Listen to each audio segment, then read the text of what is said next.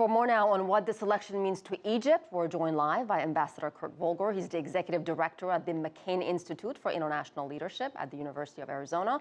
He also served as the U.S. ambassador to NATO. Thank you, sir, for joining us today. My pleasure to be here. Thank you. So let's talk about voter turnout. How key is the scale of turnout in Egypt? Well, it's important to the government that they want to demonstrate that there was a broad participation by Egyptian society in what they view will be a validation of Al-Sisi as the new Egyptian president.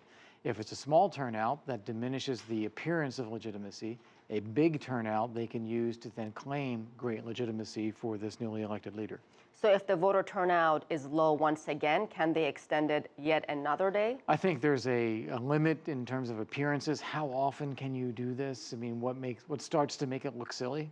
But I think 3 days, in a country the size of Egypt and with the difficulty of voting that people might experience, you can justify that. You can justify another day, but there's going to be a natural limit.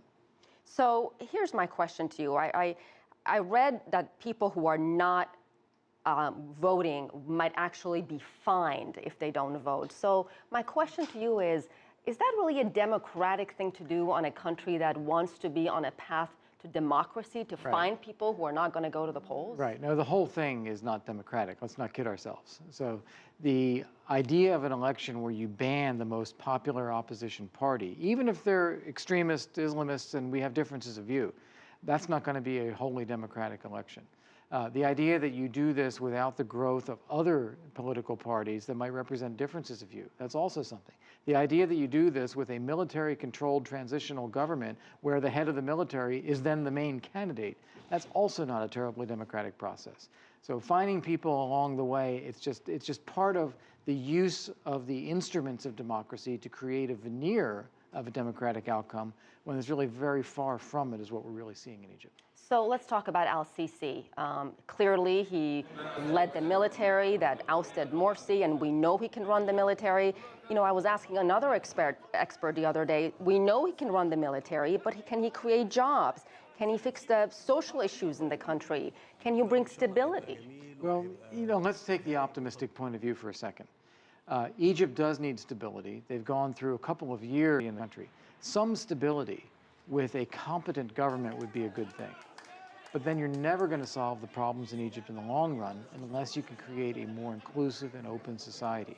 One where people of different points of view, some who might support the military, some who might be more Islamist, can all have their voices heard and do so by abiding by the same democratic rules, which is where Morsi and the Muslim Brotherhood screwed up before, is that they wanted to accumulate power just for themselves and to dictate to the rest of the country.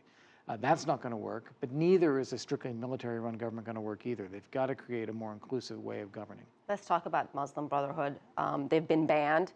A lot of the activists are out of the country. How much support do you think they still have inside Egypt? Well, unfortunately, their support is probably growing because what happens when the government bans a party and persecutes them, they sentence hundreds of people to mass execution in one court judgment. That's going to incentivize people to want to support and sympathize with the Muslim Brotherhood. So that support is probably growing. If it had been at 20 to 30%, it's probably somewhere above that now. It's not a majority. I don't think they could win an election outright again, as they did with Morsi. I think that people are fed up with the chaos in Egypt. But you can't also deny that this is a factor in politics. And when you demonize a group like this, they become the only group that people can turn to for an alternative. And that's fundamentally not in the military's interest. They ought to have democratic civil society groups that represent different ways or different ideas of governing in a democratic process rather than driving people towards an Islamist agenda. Do you foresee the kinds of protests we saw last summer after Morsi was ousted? No, I don't think so. I think that you're going to see a well-executed election, a military leader rising to power, well-executed demonstrations in support, persecution of the Muslim Brotherhood, and that's going to buy some gain in the short term. But the problem is what happens after that. Thank you very much, Ambassador Volker. Thank you for being with us today.